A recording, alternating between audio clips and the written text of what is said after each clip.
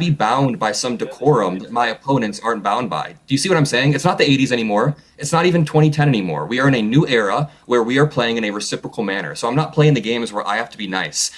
In this video, 23-year-old Adam Mockler masterfully dismantles the conservative establishment on live TV. Watch as Mockler humiliates CNN's Scott Jennings only to face an unhinged ad hominem attack from legacy media villain Geraldo Rivera before the entire Piers Morgan panel devolves into absolute chaos.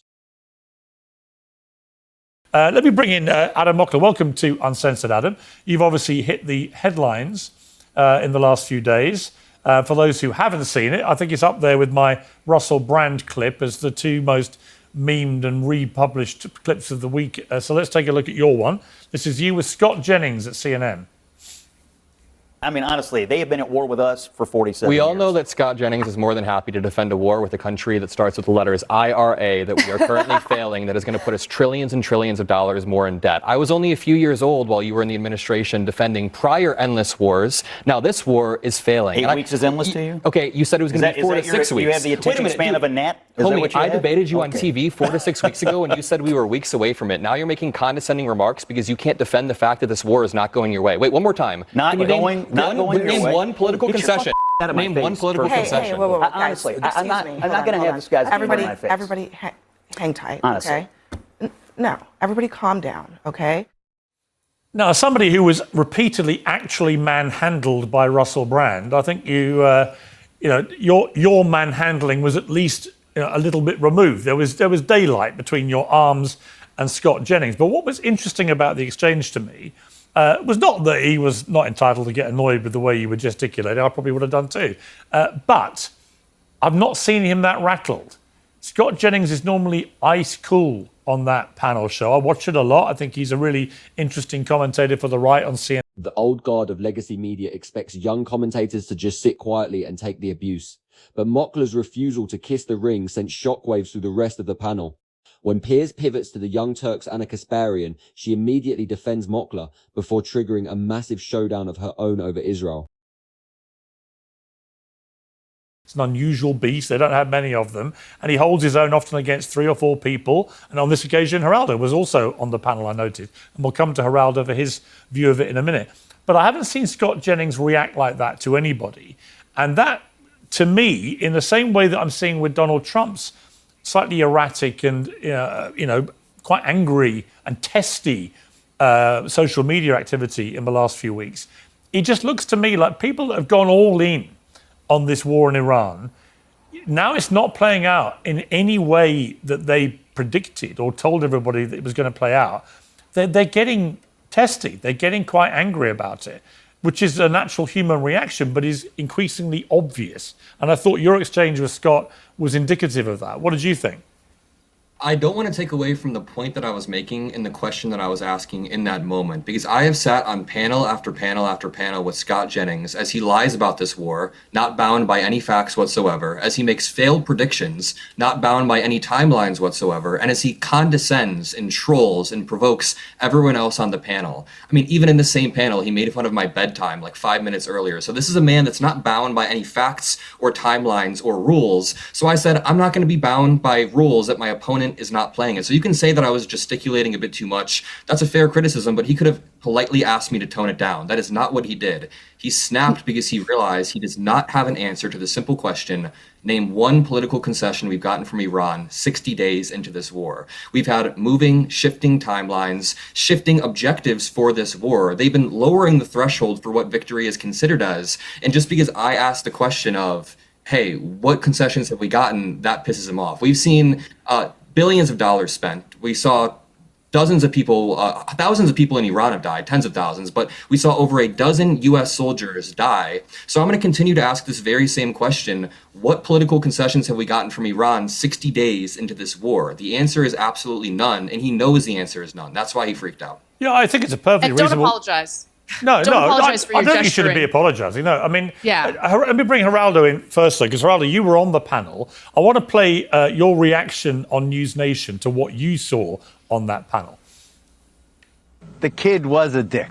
I mean, he really smart, eloquent, had his argument together, had obviously debated Scott before, and he was really being a dick. I mean, it was shut up, go out and get some life. The polite debate formats of the 1990s are officially dead, replaced by real, unvarnished confrontation. But if you thought the fireworks were over, former New York mayoral candidate Curtis Sliwa decides this is the perfect moment to ruthlessly attack the British monarchy, forcing Piers Morgan himself into the line of fire. How many different... I wasn't sure if you were talking about Chris Cuomo there, actually, Geraldo. I had to clarify you were talking actually about Adam Mockler. Now, You still think so? well, Adam, I mean, what do you want to say to Geraldo? He called you a dick. You have a response?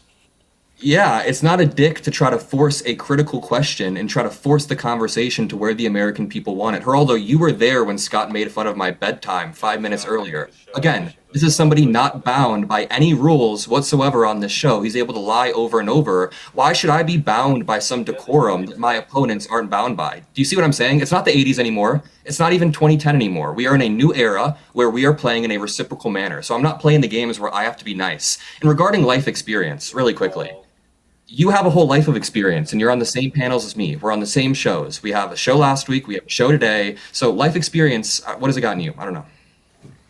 All right, Geraldo, your life experience has got you nowhere, says the young dick. Well, it's gotten me a career that's lasted 56 years so far and counting, and aside from 10 Emmys and a few other trinkets. And now you're on the same panels as the kid who won. Adam, listen, don't be a wise ass, okay? I said to you in the commercial break that immediately followed your confrontation with Scott that I thought that you made some good points. The problem is that you can be very obnoxious in your presentation. Now, sometimes being obnoxious can lead to a whole career, but I advise you strongly, because you're a smart kid and you obviously prepared, for the debate. Stick to that. Stick to the substance, because I think that you do have a future. In terms of Scott Jennings, I like Scott very much. I didn't know him before the CNN experience. It was fun talking to him in the green room before the show, and then see the confrontation, this spontaneous combustion. I was surprised. I was surprised by the fact that Scott reacted as he did. But then, just listening to Adam, he can be very grating, and sometimes that works. I remember Morton Downey and a bunch of others from daytime TV and so forth. But I strongly advise you to stick to the substance, because you can, as I indicated in the commercial break following the confrontation, you can be a voice for a generation that has so far been unable to penetrate into the mainstream media. That's my opinion. This is so indicative of the double standards that we see all throughout the media. I mean, you went on that whole rant, but you didn't mention that Scott Jennings made fun of my bedtime or whatever. Not that I care, but he's the one who has an obnoxious air. What did he say about your bedtime? I missed that. So I asked him a question 5 minutes before. I said, hey, what concession has Iran gotten? And he says, aren't you a little bit up past your bedtime or something? He started with the condescending jabs. To be fair, Adam, you are literally beaming into the show from your bedroom. It's a hotel room. I'm currently at a hotel room. But, I mean, either way. It's not the best way to refute the suggestion that it's past your bedtime. What are you talking about? I'm in a hotel room in New York because I have CNN again tonight. Adam, it's a joke. You're reacting a bit. You're reacting a bit like Scott did the other day. So take a chill pill. You happen to have a bed behind you as you're refuting the charge that it's past your bedtime. I'm just making a joke. It's a good joke. One final thing. I'm 23. Maybe my youthful arrogance will drop with time, but there's no excuse for Scott Jennings to be on air all the time, making remarks at everybody else. And then the moment somebody gives it back, he can dish it, but he can't take it. The moment somebody tries to force the question, what political concession have we gotten from Iran? He gets worked up. So yeah. Well, okay. But Anna, on a sort of slightly wider point here, it's very interesting to me. I just interviewed Megyn Kelly for 20 minutes at the start of this show. And I could have been talking to you about some of these issues, right? Same with Tucker Carlson. A lot of you have blended now into a weird family of people who have a lot of agreement about a lot of things. Iran, the influence of Israel, Donald Trump and his mistake as you see it and so on. Did you think a time would come when you would be siding rhetorically on these big, big issues with so many who are on the conservative right? And what does that tell you about the state of the conservative right when you've got people like Mark Levin saying Tucker's mentally ill, everyone trashing Candace Owens and her trashing everybody else? There is a real split going on the conservative right. And there's you firmly on the left as you've always been, but now siding rhetorically, to me, it seems, on these big issues with people that would historically have been the complete opposite to you. I'm going to get back to your question in just 1 second, but I have to say the debate about tone is the exact type of distraction that Zionists are hoping for, so you don't actually debate the substance. Mockler, your tone was fine. Your hand was nowhere near his face. You have no reason to apologize. The reason why they're attacking your tone is because they can't attack your substance. Now, moving on to Pierce's question. Somehow blame Zionists for that? That's mental illness, but okay. Yeah, okay, right. You're Scott calling me Jennings works mentally for Salem ill? Media. Do you want to go there? Do you want to go there? What does blaming Zionists I would have just to say, do with... I'm not talking to you. I'm going to answer Pierce's viral- question calmly and not let you bait me because that's what you guys I hope do. you But can. Pierce, to answer your I hope you question, can. I think that right now it's not really a question of left versus right on this issue. It's a question of good versus evil. America first versus a foreign country first.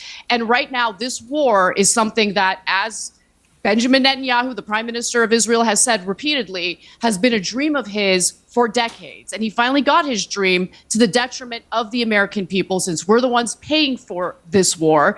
We're the ones who lost 13 soldiers as a result of this war, and we shouldn't be fighting it. And so I think Tucker, I think Megyn Kelly, I think people like me and Cenk, regardless of our political views overall, look at this war, look at the undue influence of Israel over our government and foreign policy, and we have a problem with that. We are America first. We have some very real problems here within our own borders that are not being addressed at all, even though President Trump alleged that he was going to address those issues. And in fact, the very issues that people voted for him on, including doing something about affordability, he has only made worse by agreeing to enter this war. So I think that's what's going on, why there's a little bit of agreement when it comes to big picture issues, like whether or not our leadership is America first, whether or not our foreign policy is serving us, and whether or not we really want to continue this alliance with a country that has only sucked our resources and forced us into wars that we shouldn't be fighting. Okay, Deborah Lee, what was the point you were trying to make?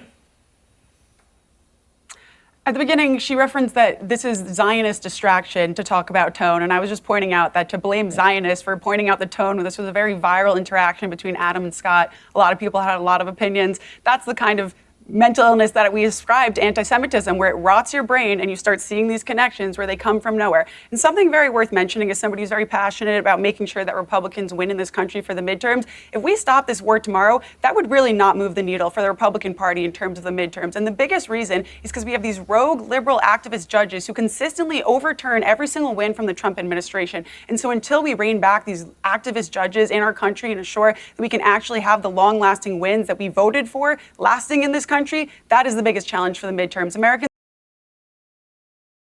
This thing. I just want to come to you, Curtis, if I may, about something completely different, because there was another big event last week where my king and queen came to your great country.